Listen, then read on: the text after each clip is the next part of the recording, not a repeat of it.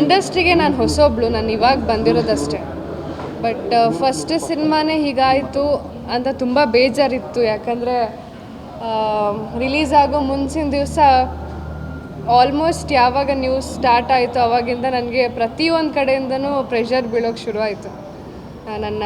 ನಾನು ವರ್ಕ್ ಮಾಡ್ತಾ ಇರೋ ಸೀರಿಯಲ್ ಪ್ರೊಡಕ್ಷನ್ ಆಗಿರಲಿ ಅಥವಾ ಕಂಪ್ನಿ ಆಗಿರಲಿ ಆ್ಯಂಡ್ ಚಾನಲ್ ಆಗಿರಲಿ ಅಥವಾ ಫ್ಯಾನ್ಸು ಫ್ಯಾಮಿಲಿ ಎಲ್ಲ ಕಡೆಯಿಂದನೂ ಪ್ರೆಷರ್ ಇತ್ತು. ಪ್ರತಿಯೊಬ್ಬರು ಕಾಲ್ ಮಾಡ್ತಾನೇ ಇದ್ದರು. ಬಟ್ ನನಗೆಲ್ಲೋ ಒಂದು ಕಡೆ ನಂಬಿಕೆ ಇದ್ದಿದ್ದೇನು ಅಂದರೆ ಅಲ್ಲಿ ಮನು ಮಾತ್ರ ಆ್ಯಕ್ಟ್ ಮಾಡಿರೋದಲ್ಲ, ನಾನು ಕೂಡ ಒಬ್ಬಳು ನಟಿ ಆ್ಯಂಡ್ ಇಷ್ಟು ಜನ ಕಲಾವಿದರಿದ್ದಾರೆ.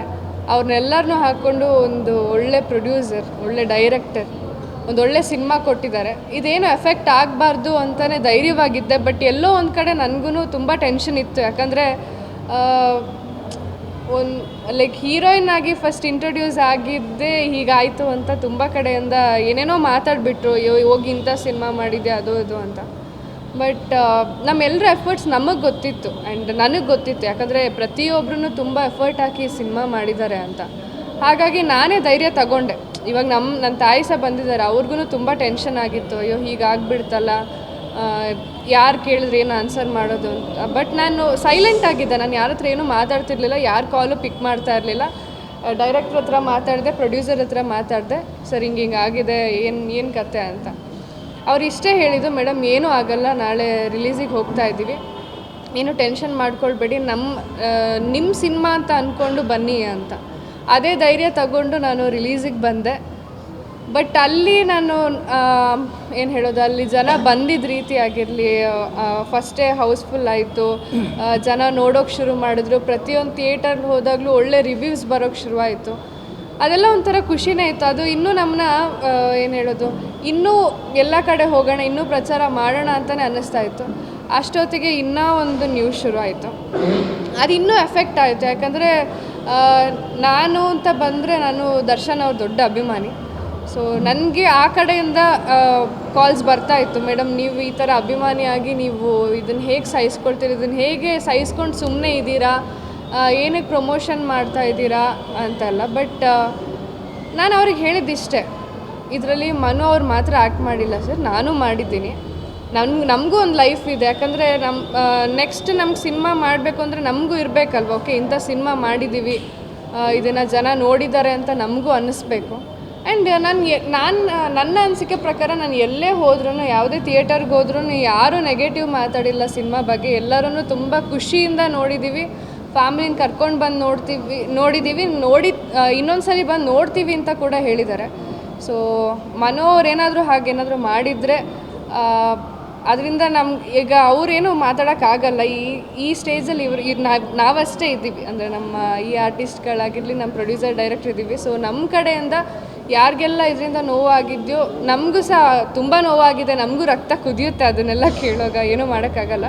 ಬಟ್ ಏನಾದರೂ ಆ ಥರ ತಪ್ಪಾಗಿದ್ದರೆ ವಿ ಆರ್ ರಿಯಲಿ ಸಾರಿ ಎಲ್ಲರಿಗೂ ಅಷ್ಟೇ.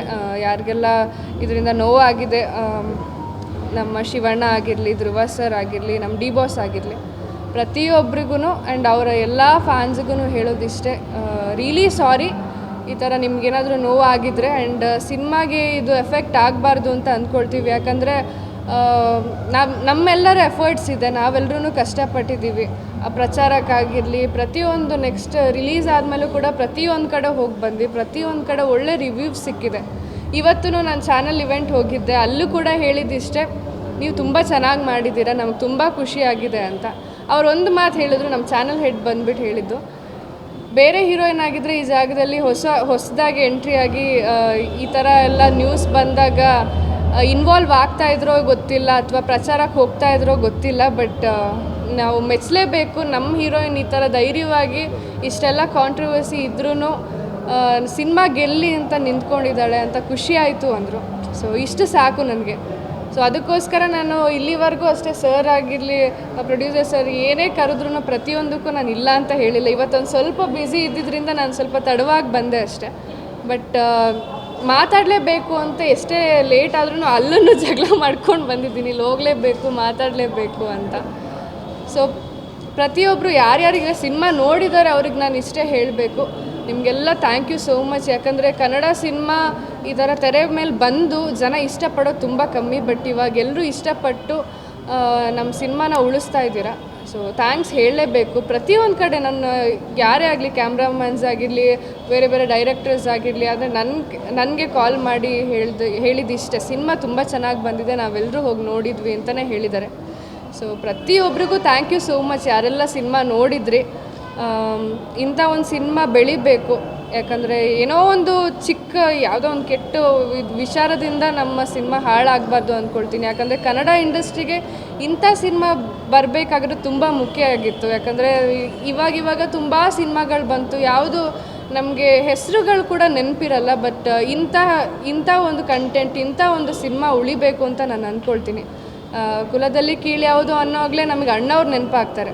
ಸೊ ಇಂಥ ಟೈಟಲ್ ಸಿಕ್ಕಿದೆ, ಇಂಥ ಸಿನಿಮಾ ನಾವು ಉಳಿಸ್ಕೊಳ್ಳೋಣ. ಸೊ ಪ್ರತಿಯೊಬ್ಬರು ಪ್ರೇಕ್ಷಕರಾಗಲಿ, ಅಭಿಮಾನಿಗಳಿಗಾಗಲಿ ನಾನು ಹೇಳೋದಿಷ್ಟೇ, ದಯವಿಟ್ಟು ಇನ್ನು ಯಾರೂ ಸಿನಿಮಾ ನೋಡಿಲ್ಲ, ನೋಡಲೇಬೇಕು. ಅಂಥ ಸಿನಿಮಾ ಇದು, ಎಲ್ರಿಗೂ ಇಷ್ಟ ಆಗುತ್ತೆ ಅಂತ ಅಂದ್ಕೊಳ್ತೀನಿ.